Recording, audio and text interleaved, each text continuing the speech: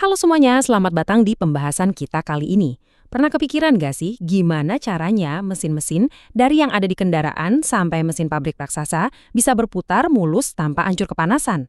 Nah, hari ini kita bakal menguak rahasia di balik itu semua.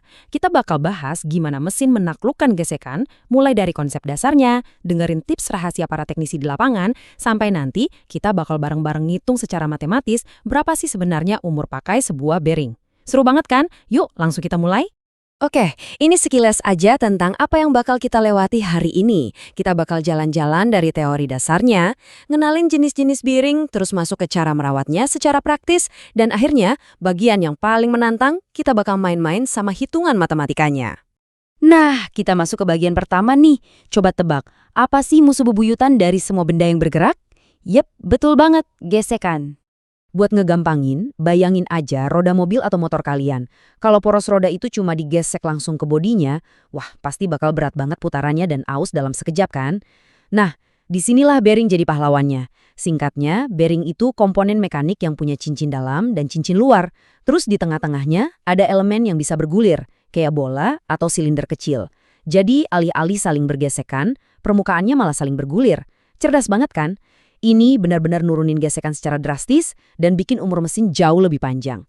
Tapi tunggu dulu, mesin itu bergeraknya nggak cuma satu arah loh. Dalam prakteknya, bearing harus siap berantem ngelawan dua gaya utama. Pertama, ada yang namanya beban radial. Ini gaya yang menekan tegak lurus sama porosnya. Terus yang kedua, ada beban aksial. Nah, ini kebalikannya. Dia dorongnya sejajar sama poros. Paham soal dua gaya ini tuh wajib hukumnya. Soalnya ini yang nentuin gimana bentuk dan jenis bearing yang bakal kita pilih nanti. Lanjut ya. Berbekal dari pemahaman soal gaya tadi, para insinyur akhirnya nyiptain semacam gudang persenjataan bearing. Maksudnya, ada banyak banget varian bearing yang memang didesain spesifik buat nanganin tugas dan beban yang beda-beda. Biar kalian nggak pusing ngelihat saking banyaknya pilihan, kita coba kelompokin aja ya. Kalau bebannya ringan sampai sedang, ball bearing itu udah paling pas.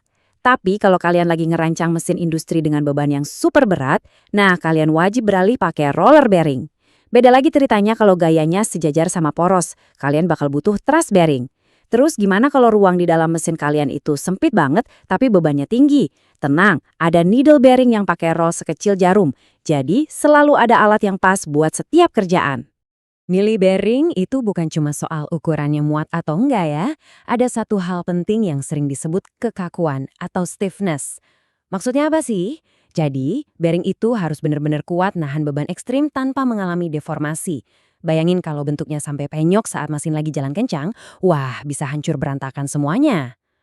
Oke, teori udah dapet nih. Sekarang kita turun ke lapangan, masuk ke aplikasi praktisnya. Soalnya percuma aja kalian beli bearing yang paling mahal dan sempurna, kalau cara masangnya salah, ya pasti bakal cepat rusak juga. Ini ada tips langsung dari teknisi ahli buat masang bearing supaya awet. Ingat urutan ini ya. Pertama, pastikan area kerjanya bersih banget. Terus, lakukan inspeksi visual secara teliti, cek ada retak sekecil apapun nggak di elemennya. Nah, pas masang, kalian harus pakai teknik dipres atau dipanaskan. Jangan asal pukul. Asal pukul itu bisa langsung ngerusak rumah bearingnya. Dan terakhir, selalu cek ulang seal dan ketegangannya. Masangnya udah benar, tapi jangan salah, cara ngelepas bearing yang lama juga sama krusialnya. Kalau dicopot paksa secara kasar, poros mesin kalian bisa cacat. Kalian wajib banget pakai alat bantu kayak bearing puller. Pastiin posisi penariknya stabil sebelum kalian mulai menarik bearing itu keluar. Ini benar-benar ngebantu banget buat ngejaga kondisi poros tetap mulus. Nah, kalau ngomongin perawatan berkala, ini kuncinya buat umur mesin yang panjang. Kalau kata para teknisi andalan kita, kebersihan itu nomor 1. Jangan sampai elemennya kena cairan asam. Terus ini penting banget nih, coba deh biasain peka sama suara dan getaran mesin. Kalau kalian mulai dengar bunyi kasar atau ngerasa ada getaran yang nggak wajar, itu udah pasti tanda-tanda awal bearing minta diganti. Langsung ganti aja, jangan tunggu sampai merembet ngerusak komponen yang lain. Oh iya, ada satu fakta menarik yang sering banget diremehin. Urusan pelumas atau grease. Pilih pelumas itu nggak bisa asal licin aja loh. Kondisi lingkungan kerja kalian, entah itu di pabrik yang super panas, berdebu, atau lembab, itu sangat amat nentuin jenis pelumas apa yang harus dipakai. Jadi, pelumas yang tepat itu fungsinya sama krusialnya dengan ngitung beban atau kecepatan mesin. Keren! Sebelum kita siap-siap buat ngitung pakai rumus matematika, kita harus paham dulu nih cetak biru keselamatan yang jadi pegangan wajib para insinyur mekanik.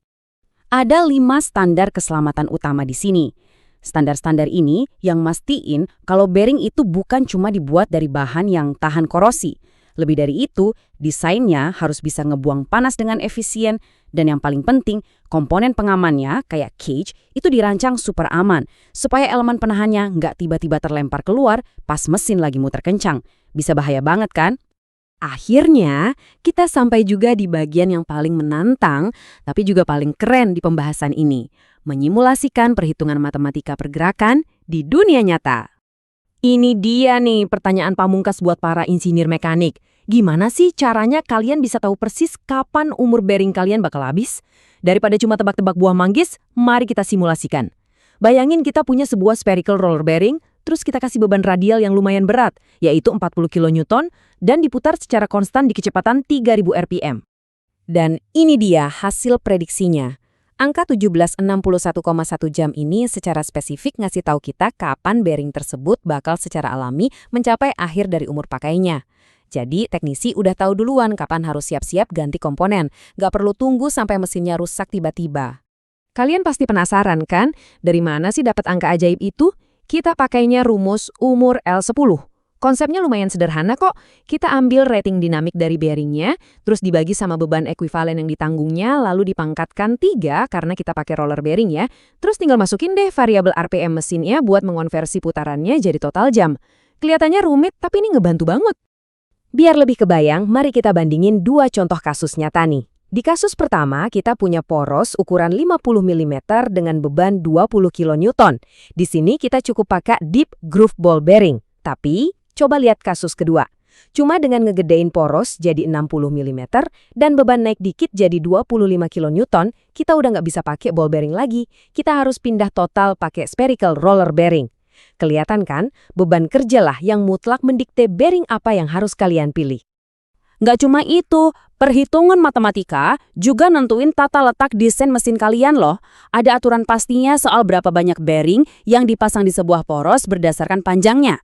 Misalnya nih, kalian punya poros panjangnya persis 1 meter yang siap beroperasi. Berdasarkan aturan hitungan jarak aman ini, poros tersebut wajib dilengkapi dengan tepat 4 buah bearing supaya tetap stabil dan aman. Nah, langkah terakhir, kita perlu ngitung geometri fisik dari bearing itu sendiri dengan menggunakan yang namanya faktor keamanan. Caranya, kita hitung dulu tekanan maksimumnya, yaitu gaya dibagi luas area, terus mastiin kalau kekuatan luluh atau yield strength materialnya sanggup nahan tekanan sebesar itu. Dari simulasi tadi, kalau kita terapin faktor keamanan yang lumayan ketat di angka 2,5 untuk menahan beban gabungan yang masif, kita bakal nemuin angka yang super spesifik. Ternyata, bearing kita butuh luas penampang minimal sebesar 2732,24 mm persegi. Kalau kurang dari ukuran ini, bearing itu nggak akan selamat. Nah, kutipan ini makin mempertegas semuanya ya. Faktor keamanan itu bukan sekedar angka cadangan pengali di atas kertas. Ini benar-benar garis pertahanan terakhir kita, tameng matematis supaya mesin atau sistem mekan kita terhindar dari kegagalan fatal yang bisa memicu bencana. Gimana? Luar biasa banget kan cara kerjanya? Makasih banyak ya udah mau nemenin saya menyelami materi ini. Sekarang, dengan gesekan yang berhasil kita taklukkan, ditambah umur mesin yang udah bisa dihitung secara presisi, coba deh kalian pikirkan, batasan fisik atau inovasi gila apa lagi nih yang bakal kalian dorong di desain mekanik kalian selanjutnya. Sampai ketemu di pembahasan seru kita berikutnya ya.